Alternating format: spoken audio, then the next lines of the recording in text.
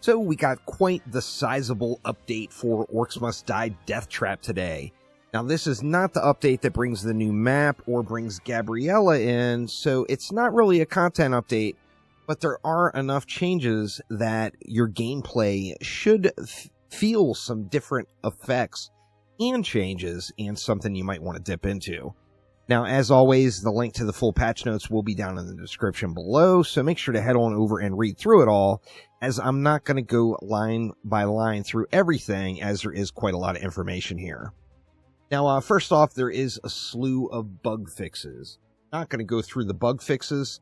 However, there were some bug fixes, trap fixes, and thread fixes of things that weren't quite functioning properly that have been put into the game.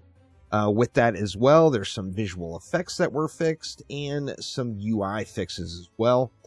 We will go through the enemy and pathing fixes here, as I do feel like that is going to affect your gameplay. Now, the Ghost Fang boss will no longer get stuck and die. I personally never experienced this. However, I know a lot of people did, having Ghost Fang, spawn in a crate or whatever and just insta-die. So that should be resolved now. The Lizard Man Thief achievement related to coin spending was fixed. Ogre charges were fixed. So ogres that charge should not be getting stuck in terrain. Kobold Sappers now delay explosion upon reaching a barricade and will no longer survive their own explosion on high difficulties. Some players that have pushed the limits of the game noticed that the Kobold Sappers would blow up and were still alive, so that was an issue there. That will be resolved. And then units stuck due to path blocking now attempt to find a new movement mode. So we should have less stuck mobs overall. Also fixed an issue to prevent unnecessary AI repathing. So this should, those last two lines should definitely drastically decrease any stuck enemies. I didn't experience a ton of stuck enemies. However, it did happen from time to time. Now, there was some miscellaneous fixes in the game. Not going to go line by line through those. And just some improvements, mainly VFX and optimization related.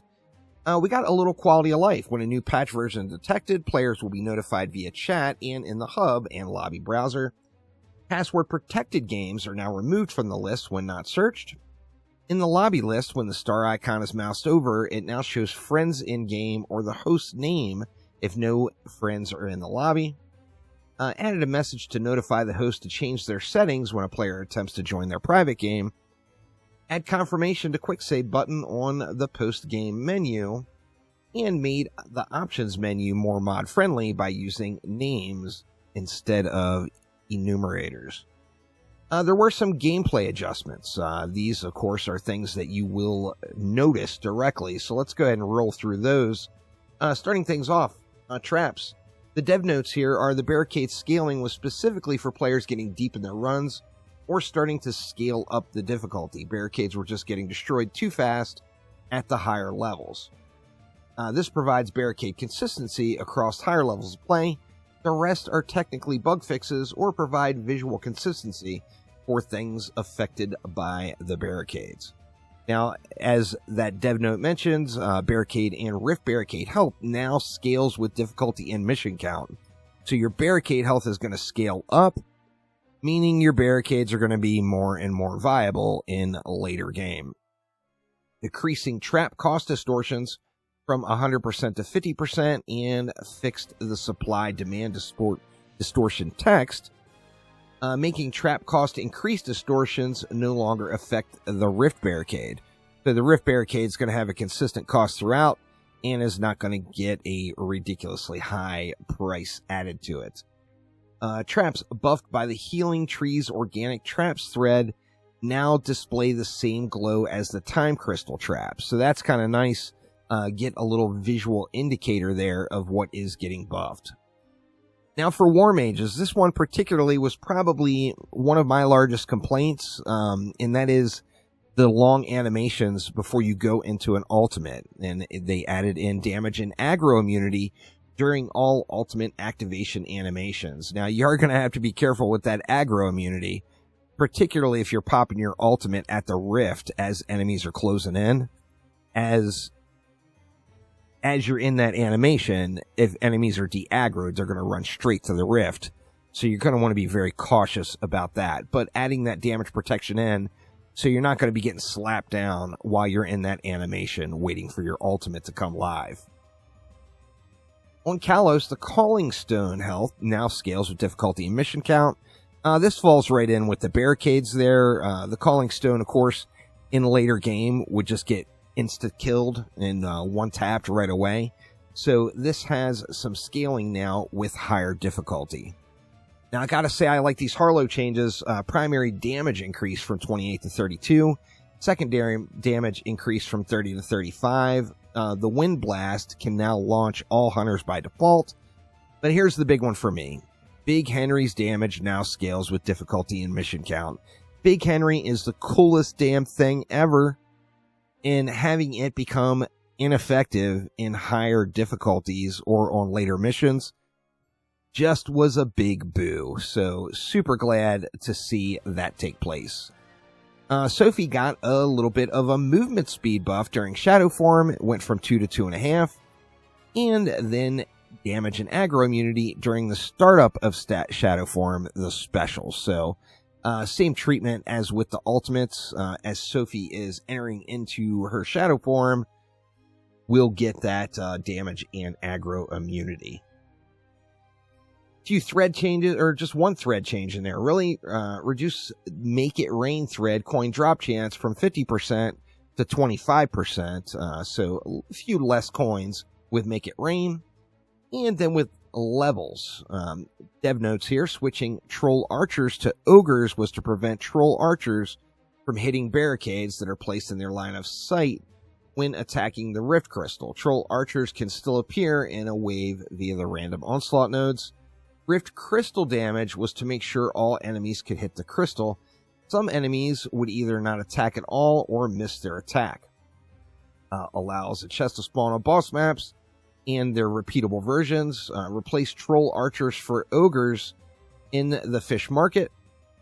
Adjustments made to Rift Crystals to allow minion attacks to more reliably hit the crystal. And then Dry Docks added ceiling trap space along the second floor market area. We got some changes to enemies as well, mainly referring to unstable rifts and the various elementals. We got a very interesting change for fire elementals, but let's run through them here. Unstable rifts got their health cut in half. Now, I'm a big fan of Max, which of course does a little more damage to the unstable rifts. However, this is welcome. One of the things with the unstable rifts, a lot of times they're so far away from where you're actually defending that it's just easier to ignore them. Having a lower health and less time to kill is going to make it a little bit more motivating, I think, to get over and kill those. They increased the chance to spawn blue elementals. This is quite nice.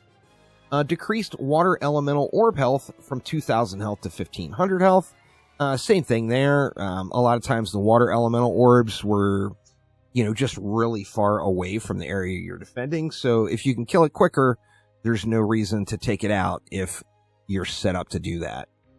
Now, the Red Rift Elementals had a defense health increase, dropped from 10,000 to 7,500 health, so they got a little bit of a 25% nerf.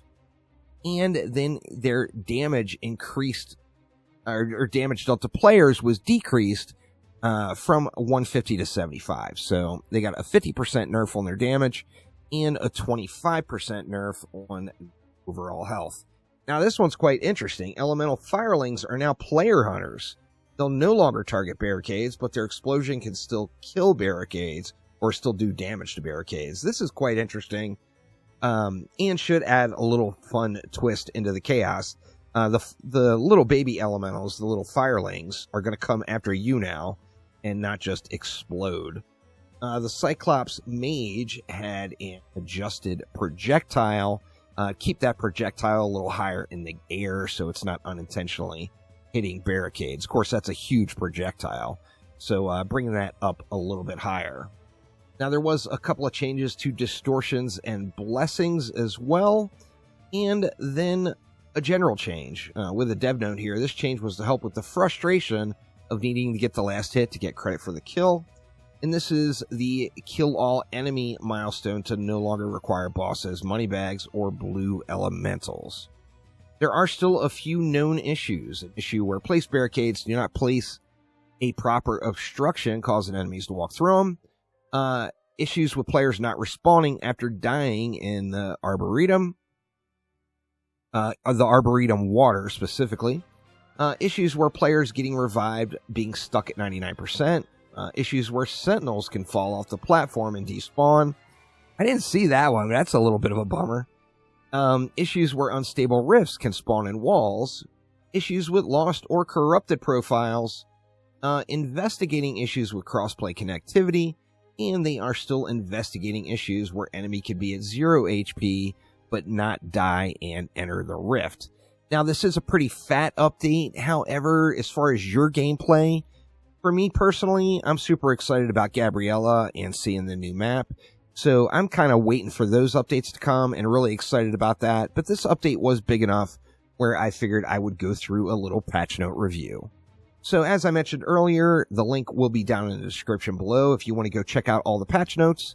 I encourage you to do so, but thanks a ton for watching, and have a wonderful rest of your day. See you soon.